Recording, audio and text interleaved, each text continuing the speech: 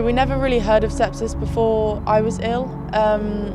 We'd never seen it on TV, we never heard of it, and now you see it all the time on ambulances, on TV, on Instagram, on social media, everywhere it's there.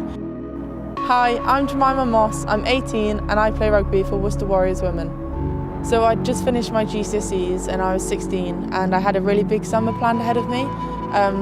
I had a lot of holidays planned, a South Africa sports tour with my school team, going to play hockey and netball out there. I was going to Portugal with my mum and my family and my best friend, and I also had Reading Festival planned. That summer I also was invited to the first time to play rugby here at Warriors for their pre-season, and after just a couple of sessions with them I started to feel really ill. This was just before GCSE results day and just before Reading Festival, so thinking I'd overdone it a little bit, I took myself to bed and it progressively got worse and worse.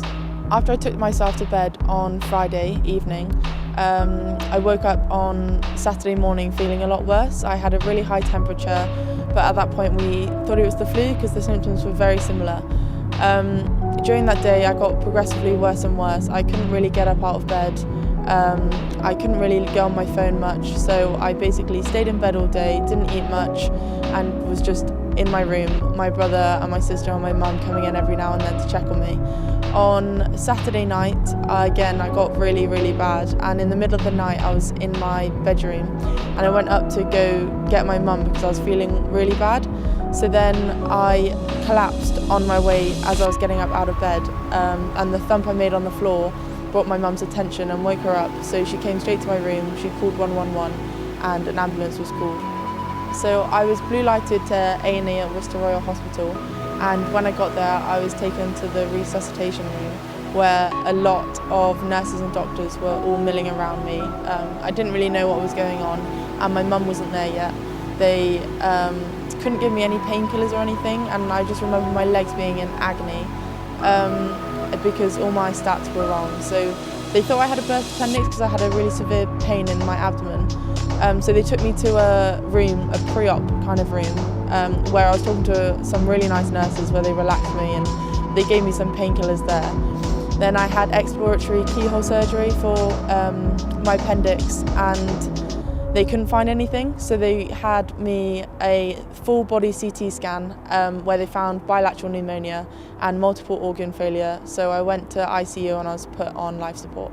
So I was brought to intensive care on the Sunday morning in the early hours, around 6 a.m, and my mum came in soon after that, but she didn't get to see me again until 5 or 6 in the evening, so it had been about 12 hours not knowing what was going on with me.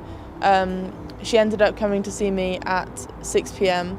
with my mum's best friend, my sister and my brother, and I was lifeless on the bed in ICU.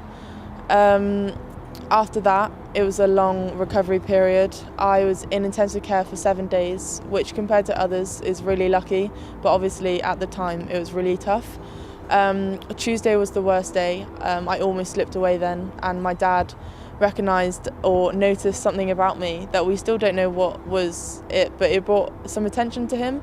So the nurses came in and they put me back on life support as I was being weaned off.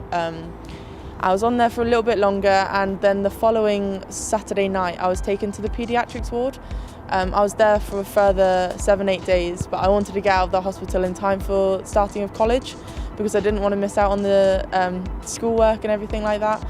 So 7 or 8 days later, I'd started to walk again. I even went to the bike in the gym they have at Worcester Warrior Hospital, and I was doing some bench press with 1 kilogram of sugar, which was funny, and all my rugby friends made me laugh with that and were embarrassing. But yeah, it was really good, the support from Worcester Hospital and from Worcester Warriors, and after that it took me exactly 6 months to get back on my feet and play my first rugby game again. That was a long process. I kept having slip-ups, headaches, dizziness. It was tough for me, it was a mental challenge, but I was definitely driven to get to where I am now, which is really good through the support of Warriors and school. And I think it's really important to have that support network around you to push you through times like that. I think it was really good. For us, we just thought it was the flu, as they're very similar symptoms. And if you look at the symptoms list, I didn't tick that many of them off. So yeah, I think it's really important to spread this awareness and help other people like me have a happier ending. From leaving hospital, my outlook has definitely changed. I'm a lot more motivated and a lot more think less, do more kind of driven.